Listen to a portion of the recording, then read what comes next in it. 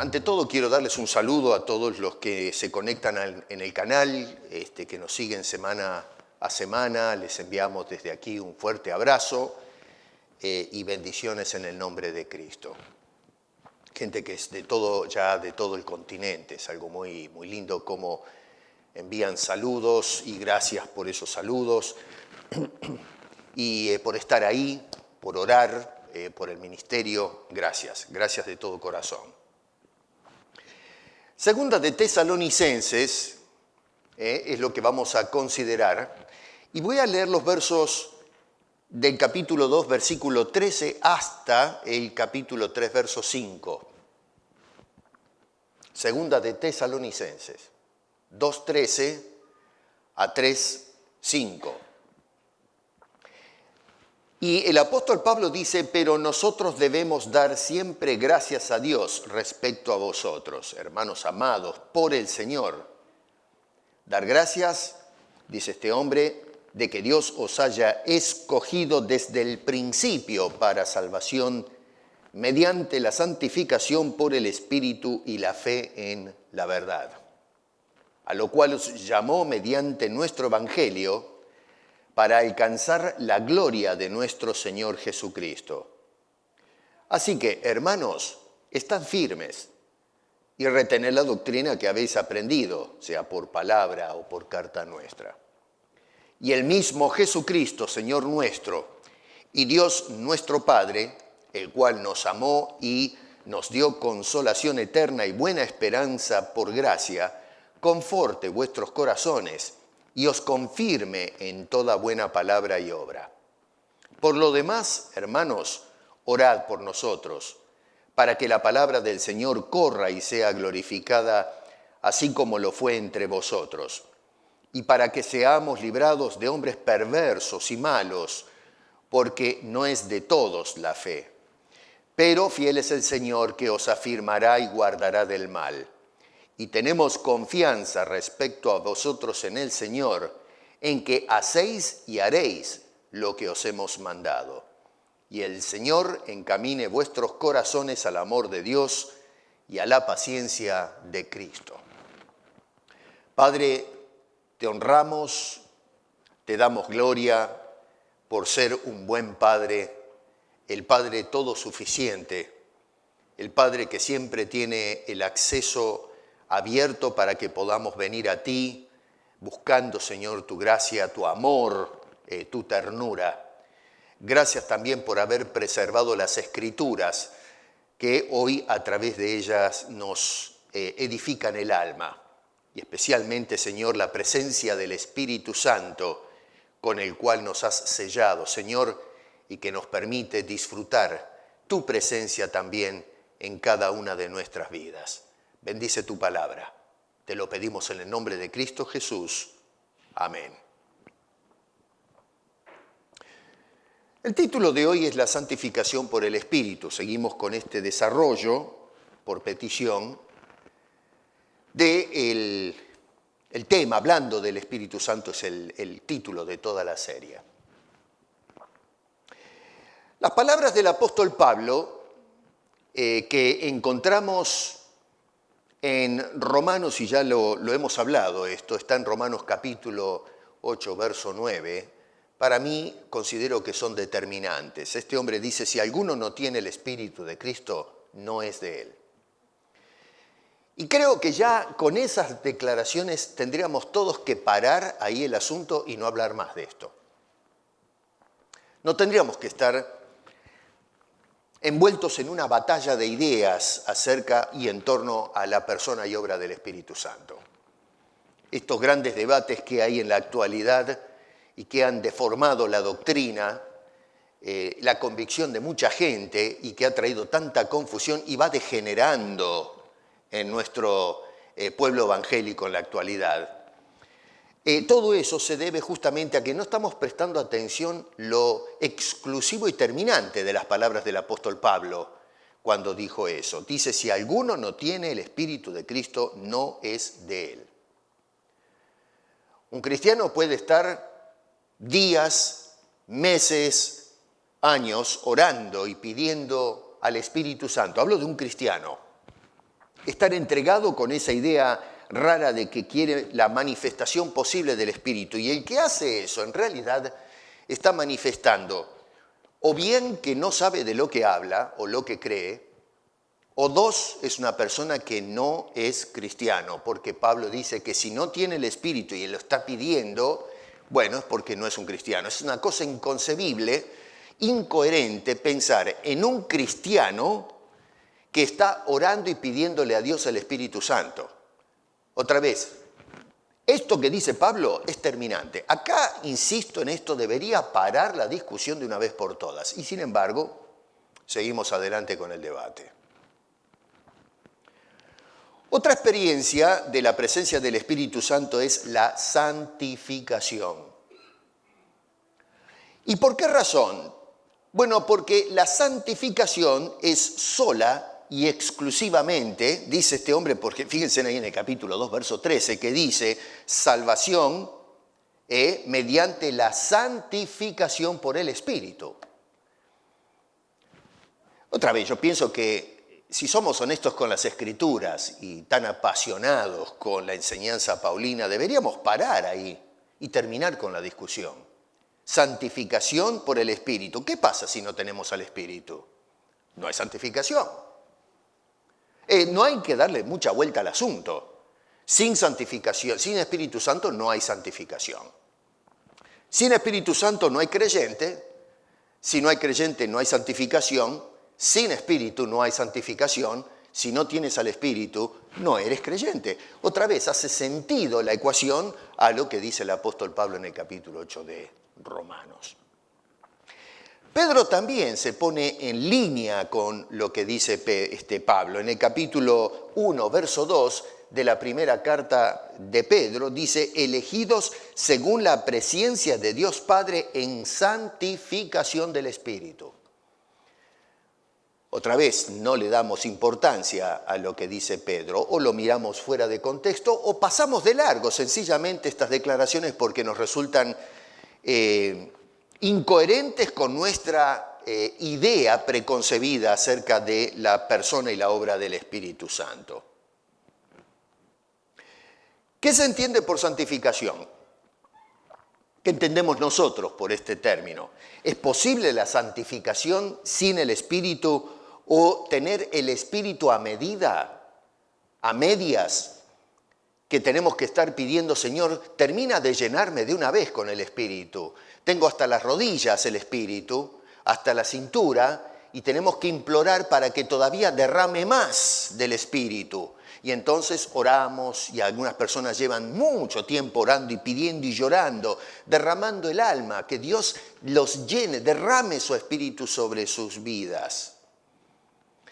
La santificación es el acto por el cual Dios nos separa, nos aparta del pecado, del control del mundo. Nos va separando cada vez más para Dios y nos separa para sí mismo. Nos hace suyos, su propiedad, su pertenencia, hijos redimidos que pertenecen a ese Dios. Palabras que están a lo mejor asociadas con el concepto de santificación serían apartar, consagrar, separar, por utilizar otros méritos no tan técnicos o teológicos como la palabra santificación, siendo que hoy hay mucha gente sensible que se ofende con los términos teológicos. Dicen que la teología lo vuelve loco a uno. Bueno, ok, si te vuelve loco, la teología, esos términos técnicos, vamos a usar sinónimos que al fin del cuenta apuntan a la misma cosa. Primera de Corintios capítulo 1, verso 30 dice, mas por Él estáis vosotros en Cristo Jesús, es decir, por Dios, por su obra. Cristo Jesús, el cual nos ha sido hecho por Dios sabiduría, justificación, santificación y redención. O sea que todos estos conceptos que enlista el apóstol Pablo en otra carta, justamente están apuntando a la salvación de la persona. Una persona no santificada no es una persona salva. Es una cosa que se cae de maduro. Insisto en este asunto, parece que soy muy reiterativo, pero tenemos que dejar que esto se nos meta de una vez en la mente, en la conciencia, para no estar luchando constantemente con la doctrina del Espíritu Santo y haciéndole decir a las Escrituras cualquier cosa. Así que Pablo acá nos está diciendo que la santificación es por el Espíritu, por lo tanto una persona sin el Espíritu o parte de él no está santificada. Y si no está santificada, no ha sido redimido, no es un cristiano. ¿Qué pasa con la carta? ¿Qué es lo que está abordando Pablo acá? Pablo aborda 3 problemas centrales que le estaban preocupando. El primer problema lo encuentran en el capítulo 1, verso 6, y es la persecución que sufrían los cristianos del mundo hostil afuera. Una sociedad que le crea problemas al pueblo de Dios. Acá no quiero victimizarme, pero vivimos en un mundo que siempre ha sido hostil al pueblo de Dios. La segunda cosa que aborda es la influencia de falsas doctrinas de afuera que se meten adentro de la iglesia. Y yo creo que este es uno de los grandes problemas, no es el único, pero uno de los grandes problemas que enfrenta la iglesia contemporánea, problemas doctrinales graves, muy graves. Lo vemos en el capítulo 2, en el versículo 2, por ejemplo, dice: no os dejéis mover fácilmente de vuestro modo de pensar, ni os conturbéis ni por espíritu, ni por palabra, ni por carta como si fuera nuestra, en el sentido de que el día del Señor está cerca. Había unas personas que se metieron en la congregación en Tesalónica y le decían a la gente que en cuanto al retorno de Jesucristo ya se había llevado a cabo. Y lo que hacía era generar una gran preocupación en los creyentes que, siguiendo la enseñanza de Pablo, miraban hacia el futuro. Y esta gente decía: no, están poniendo los ojos en el lugar equivocado, tienen que mirar para atrás porque Cristo ya vino. Y esto cambiaba entonces toda la dinámica de lo que es el cristianismo, la escatología y en fin, una cantidad de cosas. La gente estaba perturbada con esta situación. En el capítulo 3, verso 2 dice que oren para que seamos librados de hombres perversos y malos, porque no es de todos la fe. Ahí Pablo está advirtiendo que hay personas que son problemáticas. Dice, y fíjense que es duro, acá no hay, ¿cómo diríamos? Corrección política. Pablo dice que son personas perversas y malos. Y luego termina diciendo: no de todos es la fe. O sea que estas personas probablemente hablaban de la fe, pero no eran del pueblo de Dios. Pero estaban adentro de la iglesia. El tercer problema lo vemos en el capítulo 3, verso 11, y es el tema de la indisciplina en la vida de algunos cristianos. Parece que había individuos que quizás, no sé, convencidos de que Cristo había venido, o vaya a saber, vivían una vida de relajamiento, metiéndose en la vida de los demás y viviendo a costilla de los demás, medios parásitos eran.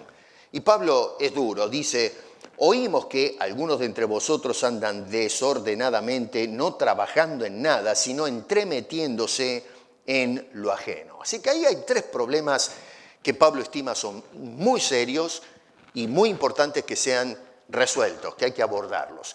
Y noten ustedes que al mismo tiempo da indicaciones en cómo se deben abordar este tipo de problemas. En los versos 14 y 15 dice: si alguno no obedece a lo que decimos por medio de esta carta, a ese señaladlo y no os juntéis con él. ¿Para qué? No para excomulgarlo, sino para que se avergüence, mas no lo tengáis por enemigo, sino amonestarle como hermano. Así que Pablo no está tratando de destrozar la iglesia, sino de ordenar la iglesia, que sea una iglesia correcta, disciplinada, eso que estaban haciendo algunos estaba mal, desde el punto de vista de la conducta y desde el punto de vista de la doctrina. Miren, hoy lamentablemente yo creo, ¿no?, que lo que está pasando, aparte de la doctrina, es que no hay disciplina dentro de la iglesia cristiana contemporánea. Se tolera todo.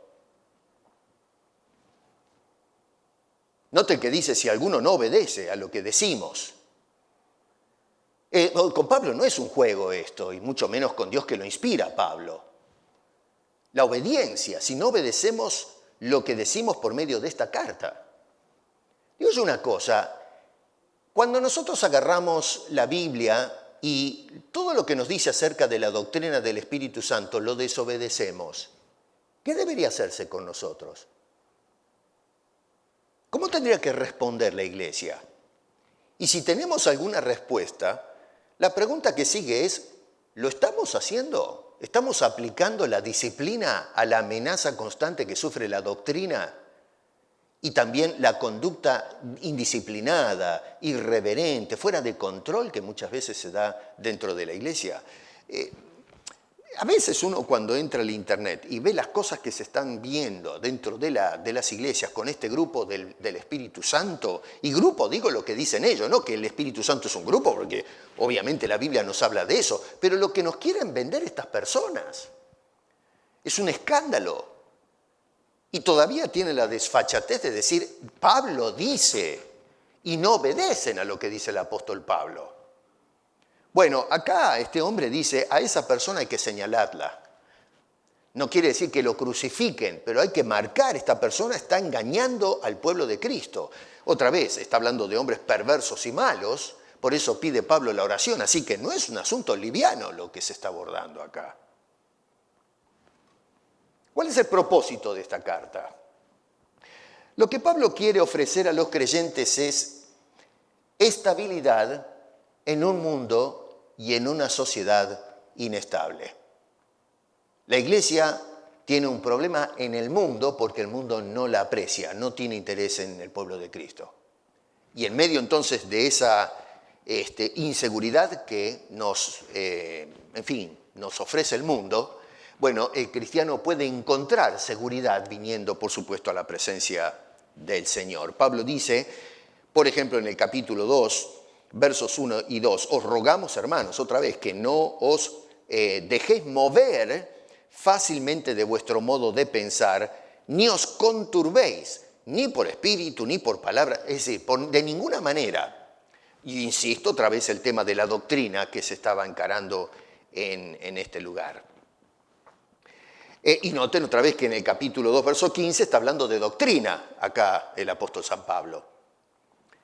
La palabra mover, que aparece en ese versículo, hace referencia a un viento de mucha fuerza. ¿Vieron cuando se levantan esas tormentas tempestuosas? A veces en verano tenemos ese tipo de cosas. Y los árboles se sacuden, algunos se vienen abajo, no resisten el embate del viento. Las cosas son movidas, vemos que a veces vuelan las chapas de los techos y cosas por el estilo.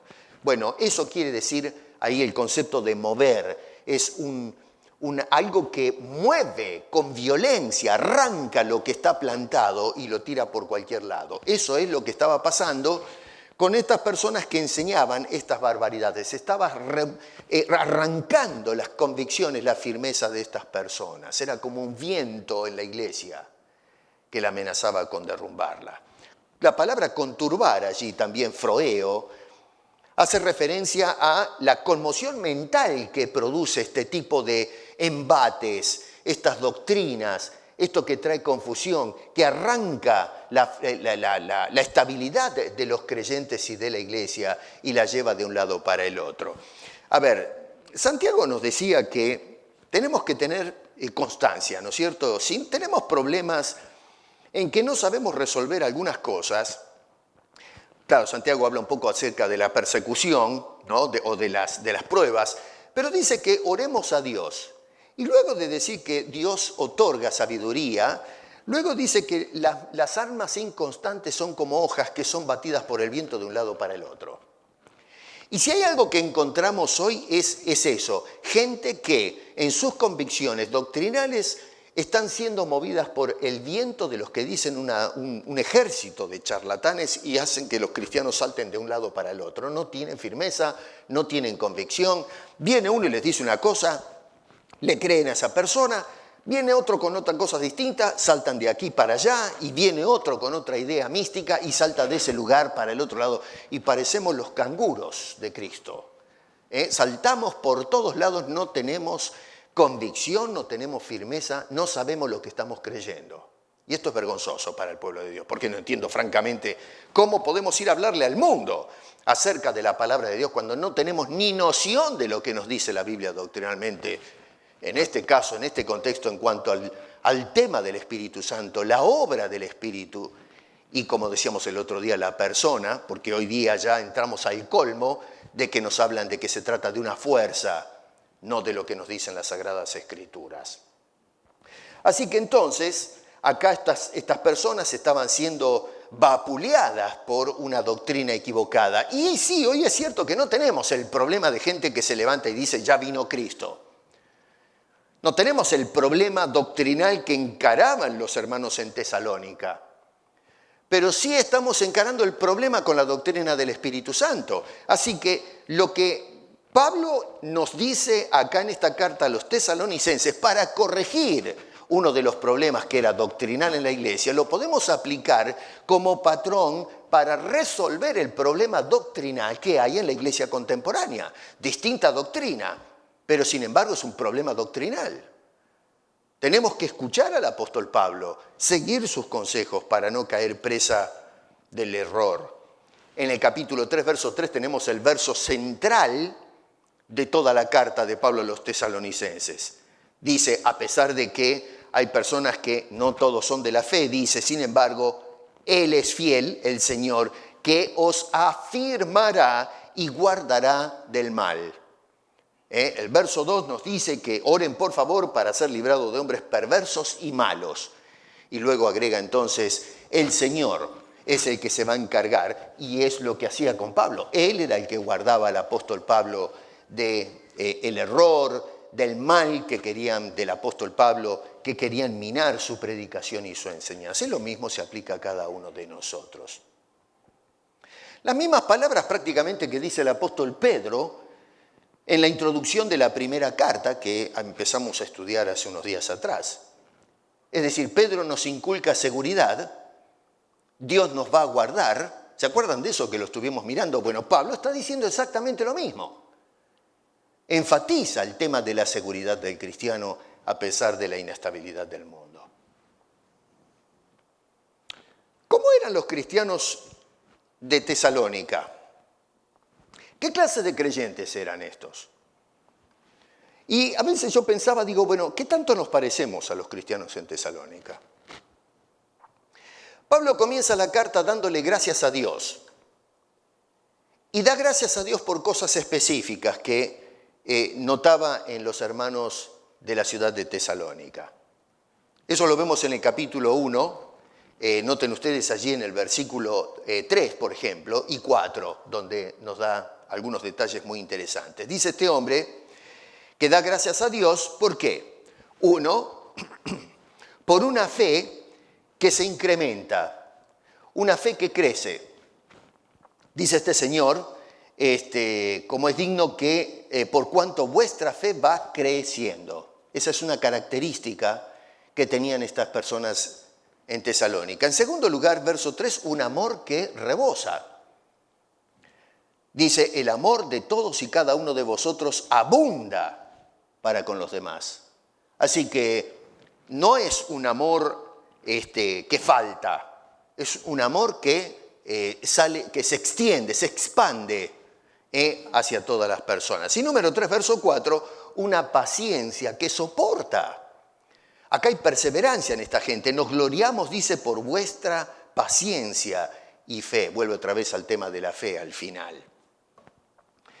Ustedes se preguntarán, ¿y qué tiene que ver esto con el Espíritu Santo? Porque estamos hablando del Espíritu Santo. ¿Qué tiene que ver esto con el Espíritu Santo? Pastor, ¿por qué no busca otro pasaje bíblico para hablar del Espíritu Santo? Bueno, otra vez, a veces, hoy dirían algunos interlocutores por allí, en el mundo de afuera, que estamos fuera de contexto, que no tiene nada que ver esto con lo que estamos enseñando del Espíritu Santo. Error. Error, eso es porque no estudiamos bien las Escrituras.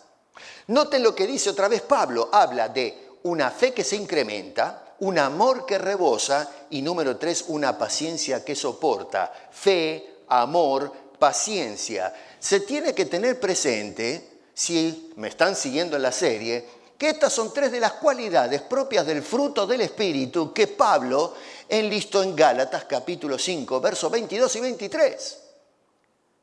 Esto que están ejercitando y están manifestando estas personas en Galacia, por las cuales da gracias a Dios. No es que ellos hacían esto. Esto era el resultado del fruto del Espíritu que manifiesta 3 de las 9 cualidades que enlista el apóstol Pablo en Gálatas capítulo 5, verso 22 y verso 23. Le deben a Dios esto, por eso es que este hombre le da gracias a Dios. No le dice, muchachos, ustedes en Tesalónica, chicas, muy bien, los felicito, sigan adelante, van para... Muy bien, así se tienen que portar. No, la oración es, gracias tú, Señor, tú, Padre, porque tú eres el que produce eso. Y esto es obra del Espíritu que no va a venir, sino que ya está en ellos. De lo contrario, bajo ninguna forma podrían manifestar estas cualidades como lo estaban haciendo si hay ausencia de Dios el Espíritu en sus vidas. Así que esto es precisamente lo que estamos conversando o hablando del Espíritu Santo. Esto que manifestaban estos hermanos era el resultado de la presencia de Dios ya en la vida de cada uno de ellos. No algo que tenían que pedir. Pablo no dice, estoy pidiendo, le estoy declarando a Dios que mande su Espíritu, que nos llene con el Espíritu, que nos selle, nos bautice. Pero ¿dónde está eso? Eso es extraño a la teología de Pablo.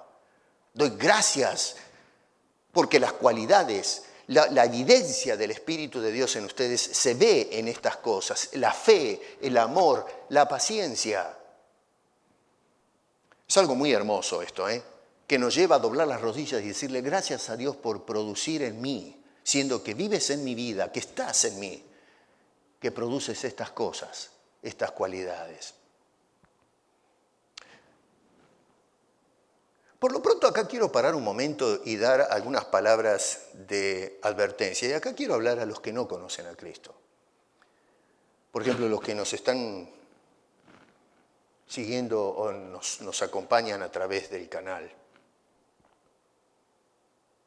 3 cosas importantes. Número 1, Dios juzgará a los que rechazan el Evangelio.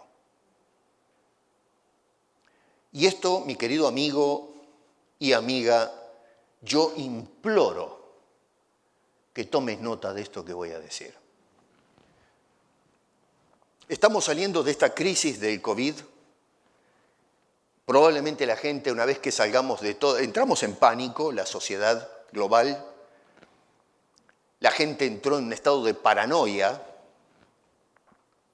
Y no quiere decir que no haya razones, porque esto es un dolor de cabeza, esta enfermedad, no hay que minimizarla. El otro día un expresidente en Latinoamérica dijo, esta gripe un poquito más fuerte, una vergüenza, una gripe un poco más fuerte. Miren ustedes los que representan a nuestros pueblos, una partida de insensibles, no saben ni la verdad no sé dónde están parados, esta gente en la luna.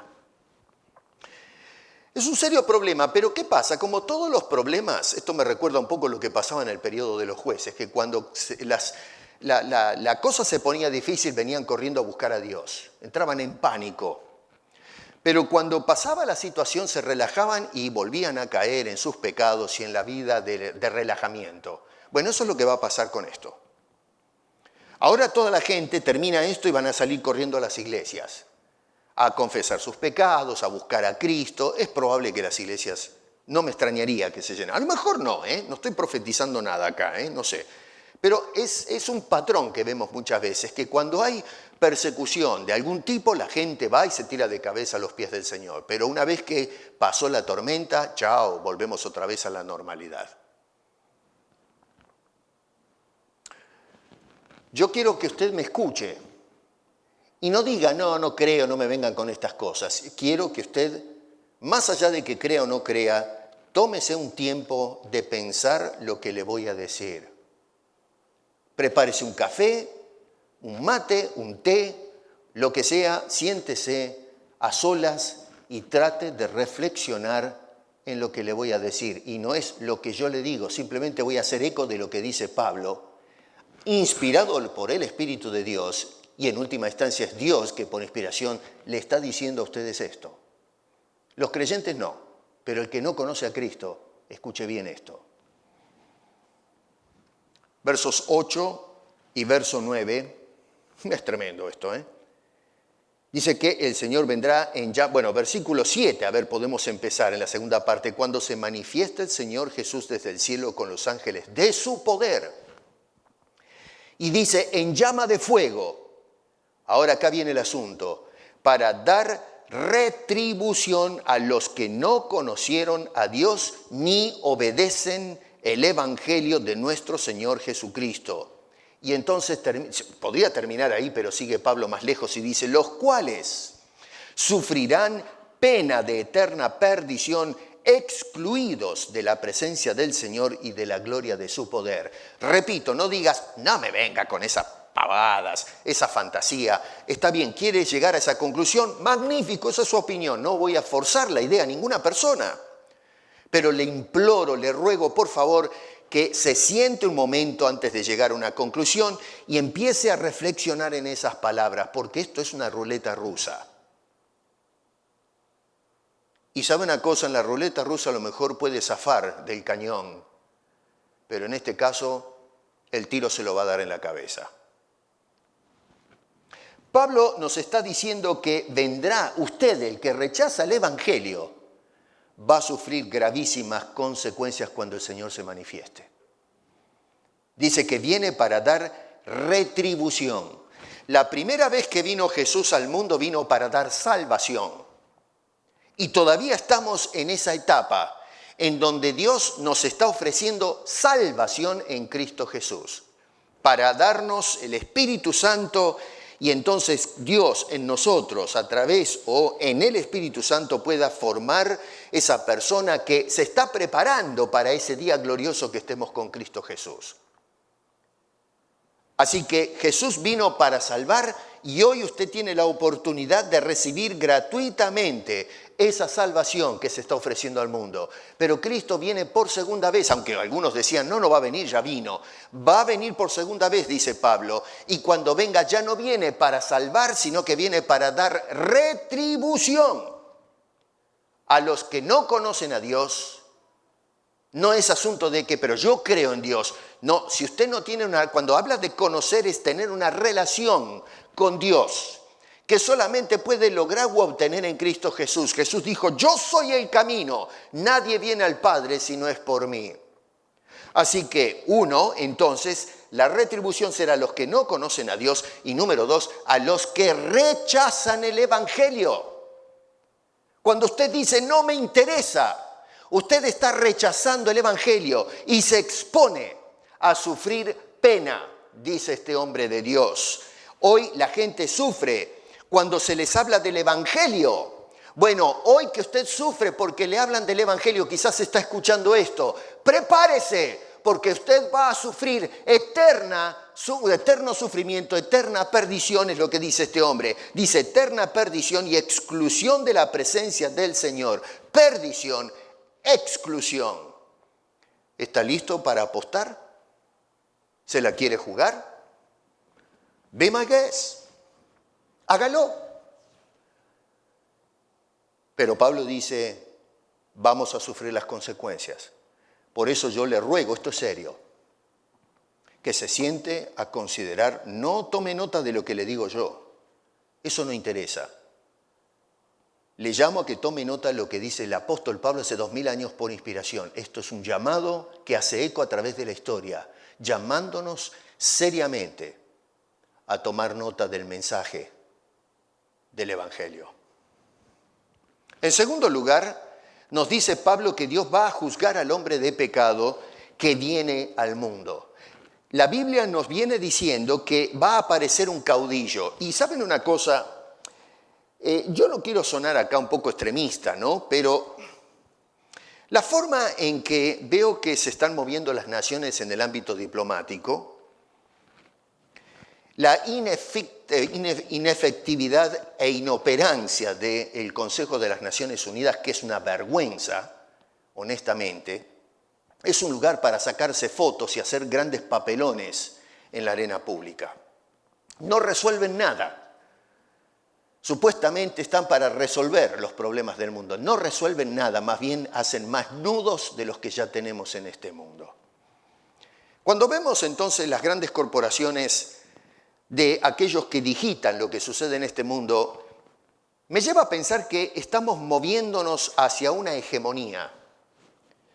Vamos en camino a que un dictador o un caudillo global tome control o las riendas de este mundo. Parece mentira que hoy estamos más cerca de esa realidad que se pronosticó hace 2000 años atrás.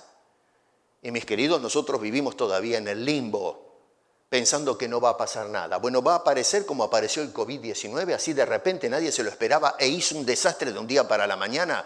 Bueno, así va a aparecer este virus, este hombre de pecado, este anticristo, este fenómeno terrible que va a tomar el control.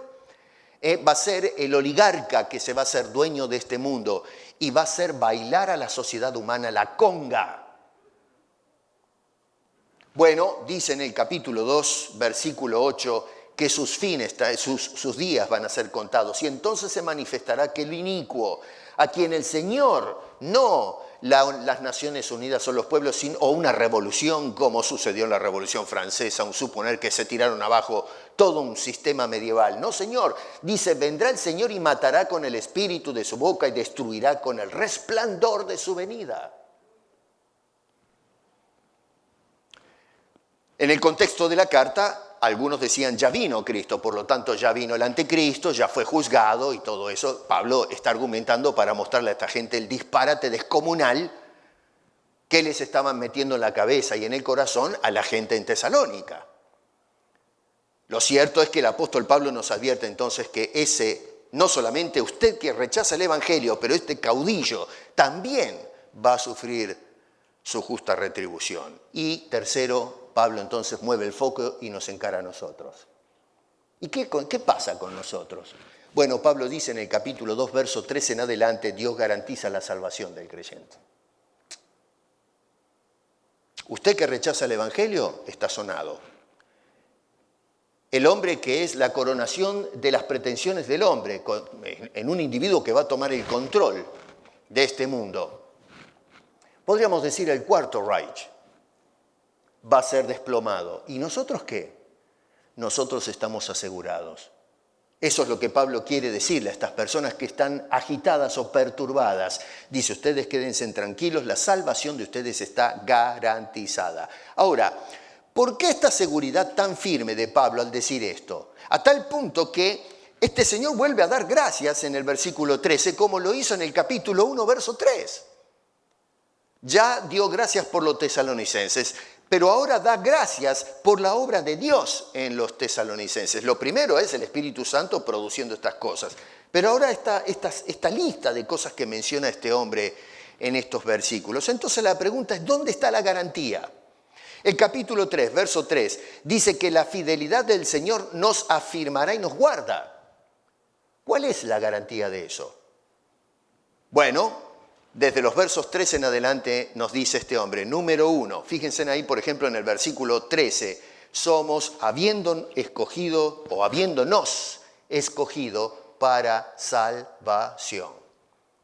¿Dónde está mi garantía? Lógico, está en el Espíritu Santo en nosotros, por supuesto, la realidad de Dios aprobando mi salvación. Número 2, habiéndonos escogido para salvación. Ahí está esa palabra que mucha gente odia. Uno puede decir, este pastor se la pasa hablando de la elección y qué sé yo, pero ¿hasta cuándo? Bueno, agárresela con Pablo. Yo estoy mirando diferentes pasajes bíblicos y cada vez que agarro un pasaje bíblico, mi querido, ahí aparece el concepto de la elección. Entonces, ¿qué tengo que ver yo con eso? Agárrensela con Pablo. En tal caso, agárrensela con Dios. Si Dios está repitiendo esto, ¿no querrá decirnos algo al respecto? ¿No será que Dios considera de vital importancia que se nos meta en la cabeza esto? ¿Por qué razón se repite constantemente el concepto de predestinación, de elección? Que algunos dicen, no, pero que Calvino se vino con esta cosa. ¿Qué Calvino ni qué 8 cuartos? Acá estamos hablando de la palabra de Dios. Dios nos insiste con este asunto. Dejémonos de tonterías por el amor de Dios. Habiéndonos escogido, dice el apóstol Pablo. Para los que no están despabilados, Pablo vivió 1500 años antes que Calvino. Así que dejémonos de tonterías con esto se lo inventó Calvino. Otros dicen que Agustín se lo inventó. Miren, esto me va a sacar de tema, ¿no? A mí me hierve la sangre cuando escucho hablar en esos términos, ¿no? De la ignorancia que hay en las personas, que se sienten que son doctores cuando no saben ni por dónde les pega el aire. Esta palabra escogidos es muy interesante, la palabra es aireomai. Y no se trata de, el concepto quiere decir tomar para sí mismo. Y no se trata de Dios diciendo este sí, aquel no, señalando, por ejemplo, con el dedo. El otro día fuimos con mi esposa a comprar, ustedes ya todos saben que vengo de Argentina, hace muchos años que vivo acá, yo soy más canadiense que argentino. Pero las costumbres de mi país, las costumbres criollas me quedaron y me gusta tomar mate, ni hablar del asado, ¿no? Pero me gusta tomar mate y tomo mate todos los días. El otro día fuimos con mi esposa a un negocio acá que venden, decimos nosotros, faturas, para los que saben. En Uruguay le dicen bizcochos, ¿no? Que es lo mismo, distinto nombre, pero así de ricas, faturas. Son las donuts de Sudamérica. Más ricas, estas donuts acá no sirven para nada, comparado con aquello, ¿no? Muy modesto el hombre, ¿eh? Bueno, nos fuimos a comprar factura. Y ustedes cuando entran a es un negocio manejados por unos queridos uruguayos, usted se mete en ese negocio y tiene un mostrador con vidrio y atrás, dentro del mostrador, a la vista del cliente están las facturas o los bizcochos. Así que usted le dice 2 de este, 2 de aquel, 4 de acá, 1 de allá. Escogemos, elegimos. Sin embargo, yo señalo lo que quiero y la persona del otro lado es la que agarra con las pinzas lo que yo he escogido y lo pone en la cajita y luego me da el producto. Bueno, eso no es lo que está diciendo el apóstol Pablo acá. Esta palabra es muy importante, por eso a veces apelo al griego, al original, porque en la traducción perdemos de vista, corremos en la interpretación y no nos detenemos a pensar a dónde apunta el Señor cuando escogió por inspiración esta palabra y no otra. Porque palabra elección, hay una palabra distinta, elenco, por ejemplo, es una palabra que se traduce como elección, pero en este caso utiliza esta palabra, aireomai. La palabra esta apunta no al hecho de que yo escojo, sino que soy yo el que tengo la pinza en la mano y la saco. ¿Entienden? Es como cuando ustedes van al buffet y tienen todas las bandejas adelante de ustedes, o tenedor libre, le dicen algunos, qué sé yo. Bueno, usted tiene todas las bandejas, todos los productos, y usted con su platito agarra la pinza y usted escoge y saca y pone en el plato, de entre todo lo que hay, lo que a usted se le da la gana. Eso es lo que está diciendo el apóstol Pablo. No es que Dios dijo, este sí, aquel no, este sí, aquel no. Dios actuó deliberadamente. Es un acto de la voluntad diciendo, de entre todas las facturas, que somos todos los seres humanos, los bizcochos, dijo Dios, a este lo agarro y lo saca. Eso quiere decir santificar, apartar, remover. Ahora, esto es importante porque algunos dicen, ay, pero ¿por qué escogió ese bizcocho y no este otro? Miren qué carita que tiene. Qué dulce que es esta persona. Bueno, el tema es que somos todos bizcochos condenados al infierno. ¿Me entiende a dónde apunto con esto? No me interesa hablar de facturas y bizcochos. Estoy hablando de la realidad de lo que nos dice teológicamente el apóstol Pablo. Dios no dijo este sí, este no, sino que Él actúa deliberadamente para apartar, sacar a la persona. Y debido a que hemos sido sacados de ese montón de gente condenada al pecado, Dios nos escogió, dice, para salvación. Por lo tanto, la salvación está asegurada en ese acto volitivo de Dios, que no solamente dijo quiero eso, sino que actuó para sacar eso, apartar eso de entre los demás. Yo soy tan pecador como aquel, pero por un acto soberano, que es muy difícil explicar qué es lo que pasa en la mente de Dios, porque es la mente de Dios, pero que la Biblia nos habla en esos términos, eso no lo podemos negar. Y peleamos con la Escritura. No, eso no me parece justo. Tiene que haber otra explicación. Bueno, está bien, invéntese lo que usted quiera. Pero eso es lo que dice Pablo. Ahora, ojo, ¿no? Porque Pablo dice, insisto en esto, si alguno no obedece a lo que decimos por medio de esta carta, puntos suspensivos. Así que usted haga lo que quiera. Yo obedezco lo que dice Pablo acá. Ahí es donde descansa la garantía de nuestra salvación. Dice, nosotros fuimos sacados, fuimos apartados, no simplemente elegidos con el dedo, sino que Él actuó deliberadamente y nos sacó para su gloria. Es algo extraordinario. Y con razón este hombre dice, doy gracias a Dios. ¿Se acuerdan que Pablo decía, yo soy el último de los pecadores? Y claro, ¿cómo no va a dar gracias a este Señor? Si Él se consideraba el último y el peor, que Dios haya agarrado a ese último y al peor, lo lleva a pensar cuánto amor tiene Dios para haberme escogido a mí. ¿Quién soy yo para que Dios me escoja? Ayer hablábamos con unos hermanos y yo venía pensando, después de conversar de algunas cosas, decía, Señor, qué gente indigna que somos. Gracias por tu salvación. Gracias. Y me quedé pensando, casi no podía dormir anoche pensando en algunas cosas y cómo Dios es bueno, que Dios me haya escogido para salvación. Escucha, por favor, el Evangelio. No lo niegues a Cristo. Acepta el Evangelio por el amor de nuestro bendito Dios. La otra cosa es que noten que no nos escogió en la salvación. Algunos dicen que el acto de elección o de escogencia se lleva a cabo cuando Dios salva. Es decir, cuando le dio esta persona a quien se le predica el Evangelio, dice, sí, yo quiero aceptar a Cristo, en ese momento Dios me escoge para salvación. No. Bueno, está bien, eso es lo que usted cree, pero eso no es lo que Pablo cree y predica. Y a mí me interesa lo que tiene que decir Pablo. Está bien, estoy interesado en su opinión, pero no es lo que dice el apóstol Pablo. Otra vez, no dice que escogió en salvación, sino que es para salvación. Y eso cambia completamente el cuadro de lo que está diciendo el apóstol San Pablo. O sea que la elección es previa al acto de la salvación. Por eso dice desde el principio. ¿Me siguen? ¿O ya se perdieron?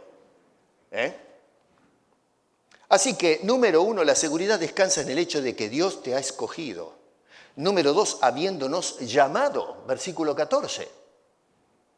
Dice este hombre, a lo cual os llamó. ¿A lo cual qué? La salvación.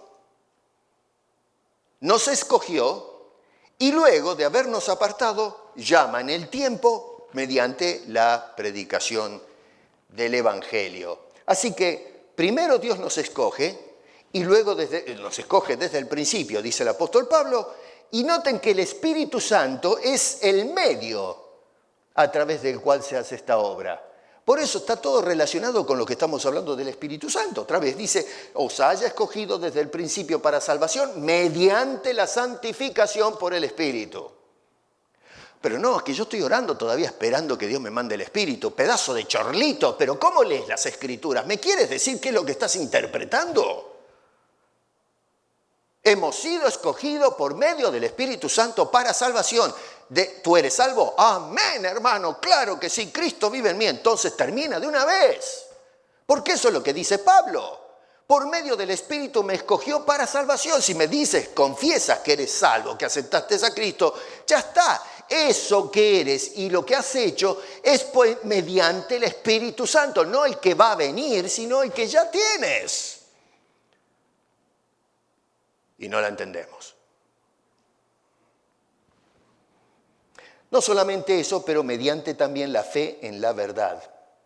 Así que nuestra salvación, dice, es mediante la santificación el haber apartado, sacado del lugar, y luego la fe en la verdad, el haber creído, dice este hombre. Así que en verso 14, Dios nos llamó habiéndonos escogidos por medio del Evangelio. Repito, nos escogió mediante el Espíritu Santo y nos llamó mediante la predicación. Quien rechaza el Evangelio de Cristo, que está planteado en el capítulo 1, verso 7, la segunda parte, al verso 9, bueno, esa persona rechaza el llamado de Dios.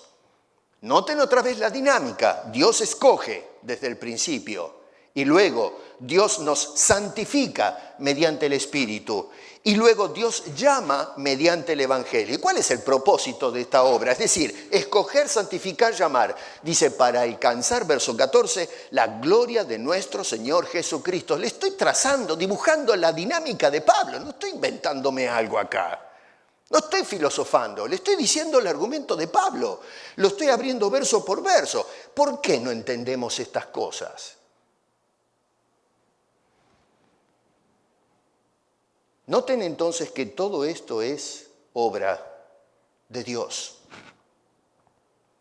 a través del Espíritu Santo, no en parte, sino plenamente en nosotros. Eso es la santificación, en líneas generales. Sabiendo estas verdades teológicas, mi pregunta ahora es, ¿y qué es lo que espera Pablo de mí? Salimos, está bien, todo esto es teología, pero ¿y ahora qué tenemos que hacer nosotros con todo esto? Bueno, número 1, debemos mantenernos firmes en lo que Pablo nos está enseñando. Versículo 15. Sí, Pablo no gasta tinta solamente para disertar o dar una clase filosófica acerca de las cosas de Dios. No, Señor, lo que quiere es cristianos firmes. Recuerden, hay enseñanzas que eran como vientos que amenazaban a los cristianos con ideas raras, doctrinas raras, los querían sacudir. Y él dice, no, ustedes aprendieron algo, quédense plantados en eso. No dejen que venga alguien a soplar y a tirarlos para cualquier lado. Manténganse firmes. Un llamado a perseverar, un llamado a ser constantes, a no claudicar. Insisto, algunos querían hacer que cambien de dirección y el apóstol Pablo dice, no Señor, sigan ahí. Lo mismo hablábamos del otro día de Gálatas en el capítulo 5. ¿Se acuerdan que dice en el verso 1 que no nos sujetemos a esclavitud habiendo sido libertos de Cristo y para Cristo? Manténganse firmes en esa libertad con que Cristo nos hizo libres. Número 2, retengan la doctrina. A ver, hoy realmente retenemos la doctrina. Hoy cualquier charlatán viene con una doctrina nueva y la gente la abraza con un entusiasmo. La cantidad de televangelistas y qué sé yo, estos sanadores, profetas, profetisas, apóstoles, apóstolas, apóstoles, qué sé yo cuánto, y una inmersa de sinvergüenzas, harta de delincuentes que se metieron adentro de la iglesia, fantasmas del error, mentirosos. Pero una cosa tremenda, lo que dice Pablo acá, gente perversa y mala, que no son de la fe, pero están adentro de la iglesia. Hay una proliferación de este veneno terrible, mortal que hay en el pueblo cristiano. ¿Qué tenemos que hacer nosotros? Retener doctrina.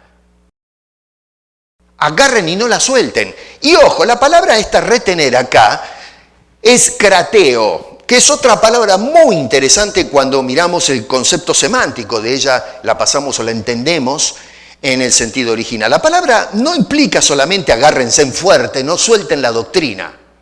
Pero la palabra crateo tiene que ver con el empoderamiento. Tiene que ver con la persona que agarra y analiza y tiene dominio sobre esa doctrina. Y para eso necesitamos conocerla a fondo. Cuando manejamos la doctrina, no dominarla para el capricho nuestro, sino la persona que puede manejar la doctrina con habilidad, con certeza, con convicción. La razón del por qué nosotros somos movidos de la doctrina es porque no estamos dominando la doctrina. La conocemos porque leímos el libro de algún charlatán por ahí que se gana unos cuantos pesos escribiendo, qué sé yo, 40 páginas. pero no tenemos ni noción de lo que dice la Escritura acerca del Espíritu Santo. Cuando la gente habla de medio lleno del Espíritu Santo, es una locura, hermanos, que Dios esté medio en nosotros, la mitad de Dios o una parte de Dios. No tenemos dominio, no tenemos conocimiento, no tenemos manejo de la doctrina bíblica. Y eso es lo que les está diciendo Pablo a esta gente. No solamente que perseveren en lo que se les enseñó, sino manéjenla. De tal forma que cuando venga uno de estos perversos diga, no, a Pablo lo que está diciendo está mal. Están interpretando mal a Pablo. Están interpretando mal la doctrina. Ustedes tienen que escucharme a mí. Esto es así. Y la persona diga, no, señor. No, señor. La doctrina dice esto. Y puedo manejarla porque la conozco a fondo. Y nadie me puede tirar para un lado o para el otro. Yo me pregunto, si hoy alguien nos pidiese sacar papel y lápiz y tomar un examen acerca del Espíritu Santo, ¿pasamos la prueba? Yo creo que más de la mitad del cristianismo se saca un 0. Ojalá se sacasen un 5, un 6, se sacan un 0. El otro día leíamos a este señor, ¿se acuerdan? Que dice que el Espíritu Santo, si tienes la fuerza del Espíritu Santo, la fuerza, se te resuelven todos los problemas de la vida. Increíble. ¿Saben que hay un señor que se sacaba el saco y hacía viento? Y cuando el aire pasaba decía que era el Espíritu Santo. Decía este señor, I release the Holy Spirit. Yo libero. Y la gente levanta las manos. O sea, esto hace tiempo, ¿no? Levantan las manos. Este hombre era más ortodoxo que los delincuentes y desalmados que hay ahora, porque ahora le pegan a usted una patada, la unción de la semana que viene vamos a hablar de la unción de la patada. Hay uno que agarra un martillo, el martillo de Thor, que ni siquiera saben lo que es. Thor es un dios del trueno en la mitología nórdica. Bueno, está con un martillo de madera y está el tipo pegándole al aire diciendo, estoy derribando las paredes invisibles. Y la gente está ahí mirando al Señor adorando lo que está haciendo.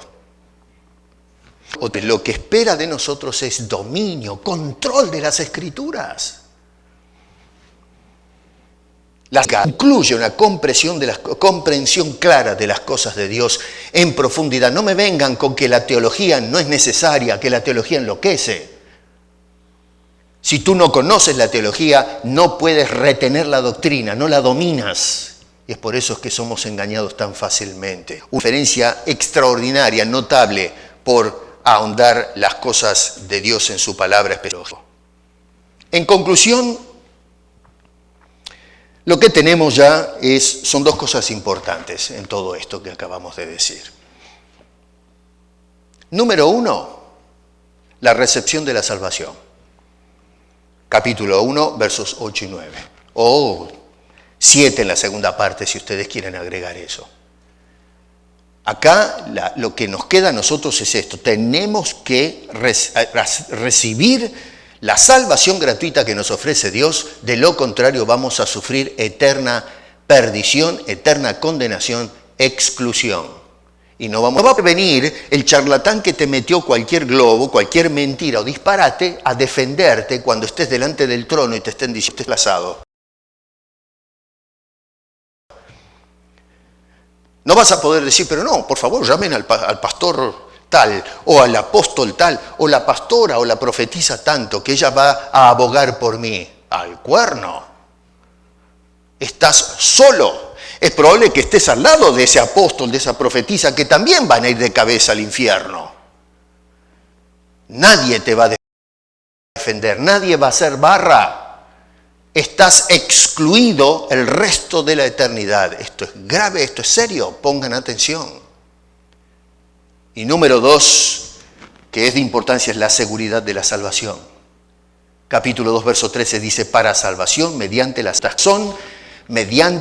la santificación que hace Dios por medio de su Santo Espíritu y la fe en la verdad. Tenemos la obra de Dios en el Espíritu y lo que se hace a través de la predicación de su santa palabra. Hoy estamos dando más fe al engaño y las ideas poco estudiadas de gente que no tiene las credenciales escriturales para hablar de la doctrina del Espíritu Santo. A ellos les damos la fe, en ellos ponemos la fe y no en la palabra de Dios, que nos advierte de estos errores y las consecuencias eternas si le damos la espalda a Dios y a su santo evangelio. Somos un pueblo, número uno, escogido. Somos un pueblo santificado. Somos un pueblo llamado. Y el Espíritu Santo es la actividad central en todo este trabajo. Y por otro lado, el Señor hoy nos afirma y nos guardará del mal. Creamos lo que nos dice y vemos urgentemente de estas pretensiones baratas que están tirando algunas personas y que atentan contra la integridad doctrinal acerca de la persona y la obra del Espíritu Santo. No te dejes mover de tu forma de pensar donde has puesto tu fe, porque le estás regalando tu corazón a hombres malvados que quieren encarcelar tu vida en el error. Y Dios nos llamó a liberación. Por esta hermosa carta que has preservado en forma providencial, que no se pierda, para hablarnos de una situación doctrinal que encaraban los hermanos en Tesalónica. Hoy quizás no encaramos el mismo problema, pero encaramos otro problema doctrinal. Los consejos de Pablo siguen vigentes.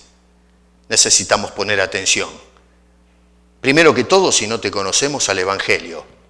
Y luego, Señor, a la obra que tú efectuaste y cómo estuvo vinculado el Espíritu Santo en esto. Nos escogiste, nos separaste, nos llamaste, Señor. Gracias. Y ahora te rogamos que, como dice el apóstol Pablo, en la fidelidad de Jesús, que nos guardes y hagas que produzcas en nosotros lo que te lleva a gloria y te lleva a honra. Y ayúdanos a dominar, a controlar, Señor, la doctrina, que no nos roben la bendición de estas verdades tremendas que nos dan seguridad a los cristianos en el presente. Te lo pedimos con acción de gracias, Señor, en el nombre de Cristo Jesús. Amén.